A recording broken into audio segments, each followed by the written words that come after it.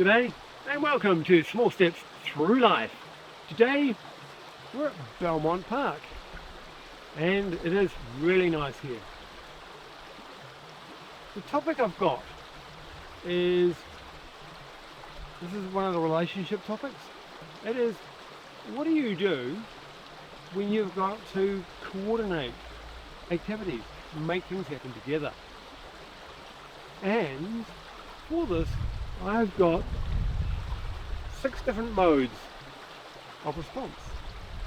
So we'll go through each. The first one is,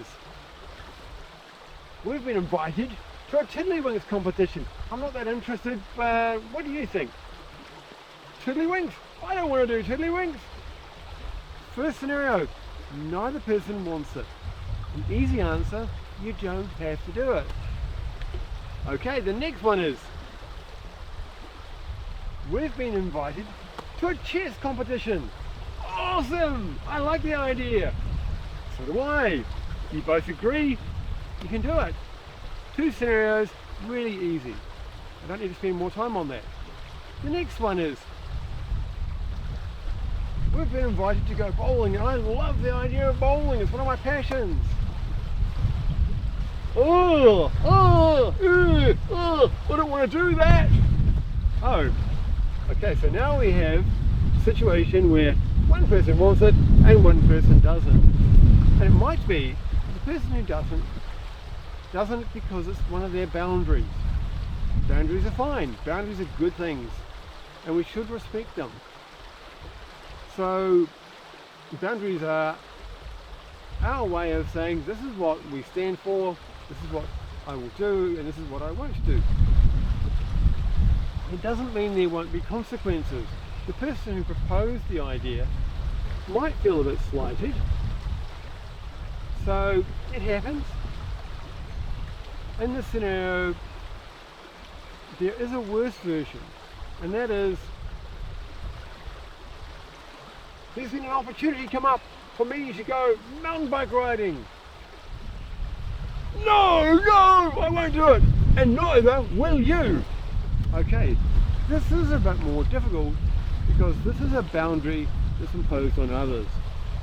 This is one I think it is valid in certain situations, like it might be taking drugs, where there's actually a risk and you don't want to see the person get harmed.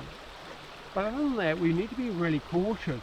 The person we control is ourselves, and our boundaries are about our boundaries, not about the other person's boundaries.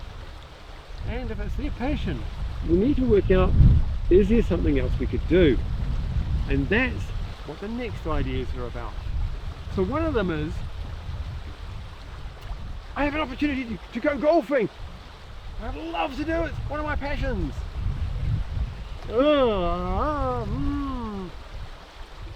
Okay, I'll do it, but I'm not sure. And I'll do it, but you do it reluctantly, and it might be that the person that really likes golfing doesn't really want that type of person accompanying them. It's not really positive, it's not really a great sharing moment. So it's an idea, but there might be a better one.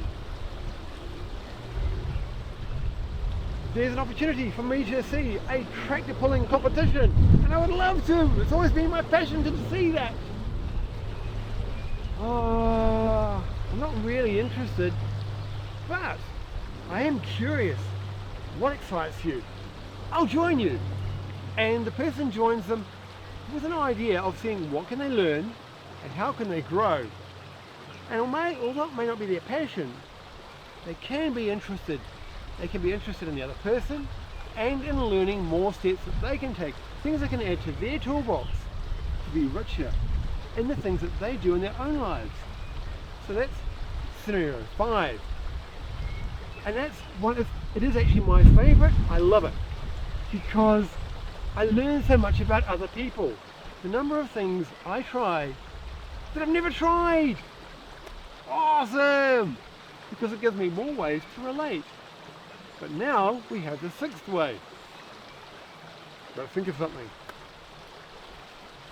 I have an opportunity to go drag car racing, and I've always wanted to. It's my favourite passion in life. Oh, I couldn't stand the noise. Oh, I like the idea of you doing it, but... Oh, I've got an idea. The idea I've got is I know of this other person, and they love drag car racing as well. How about you join them and you share your passion with them? This is the one I call delegation. This is where we would love to give the other person the joy of their passion, but we don't actually have that in our toolkit. At least was not at this point. And so we delegate. So my two favourites, apart from the obvious, the ones at the beginning where neither person wants it, you don't do it, and you both want it, so you do it, is do it with enthusiasm. It is my favourite. I add so many tools to my toolkit, and I think you'll find if you do it, you could too. And the other one is delegation. There's some things I'm not really well equipped to do, and I find other people that are passionate or enjoy it more, and delegate and make that the other person's joy happen and their passion happen. And so I want you to look at your lives and think, how can you grow relationships? How can you grow opportunity to flourish? And I think you'll have an awesome life if you do some of these things. Your toolkit will abound. Let's get fuller. And you'll be able to do more and more things in life and be more satisfied and more of a joy to be around. And so on that note, I'm going to say goodbye.